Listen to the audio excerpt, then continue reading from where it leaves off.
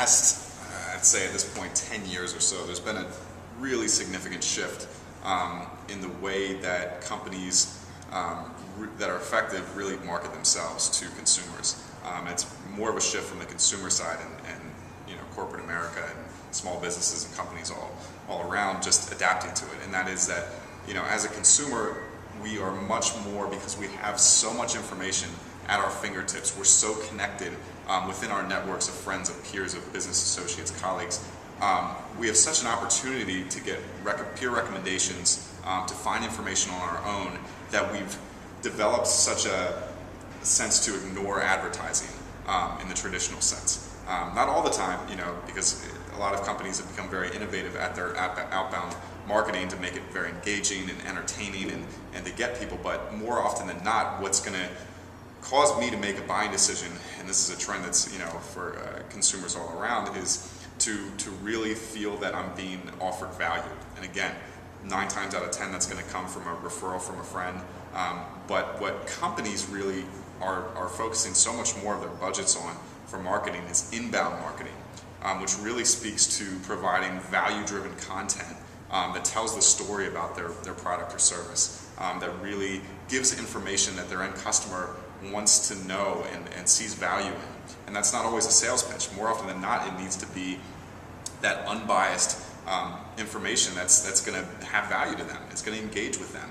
And of course, eventually you want to work them through to making a purchase, to becoming a customer, to buying your service or product.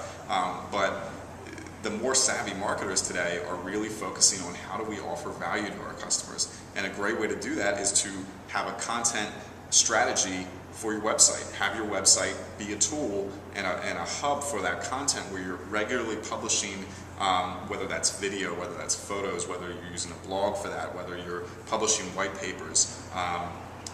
Having some sort of content strategy where you've identified, okay, this is what my customer base is interested in. This is what they want to hear from me about, and working into that a fairly frequent content publishing schedule where you're putting that information out. That is going to attract, and that's why I'm saying inbound marketing, that attracts customers to you versus having to target them always and go directly after them. It's more pull than push marketing. And it's a huge trend, and the smart, the savvy marketers out there are really taking advantage of it. And it's extremely important, I think, to franchising, especially for service-based franchises, to have that presence, because not only does it provide the source of content for your social media efforts, so you put a new blog post up, you put a new video up, lives on your site, but then you go and you put it out on Twitter, you put it on your Facebook fan page, you comment about it in a blog post, you can extend it out to then pull traffic back to your site, which acts as the conversion point. So it helps social media dramatically, and also every time you're publishing content, that's the biggest way that you're going to come up higher in those search results. So when people are searching for, if whatever they're interested in that's relevant to your product or service or your company, it's probably not going to be your company name. They're going to be searching, if you're a carpet cleaning service or you're a plumbing service, they're going to search for, I need a plumber in whatever city I'm in. If you're publishing content frequently, that's of value especially, you're going to come up higher in those search results. People are going to find you, and that's why it's inbound. It's pulling people in, but it's a shift in mindset of, instead of with all of your marketing and advertising efforts always saying, here's the latest special, here's our products, here's the benefits of it, get in the mindset of the consumer. What are they interested in?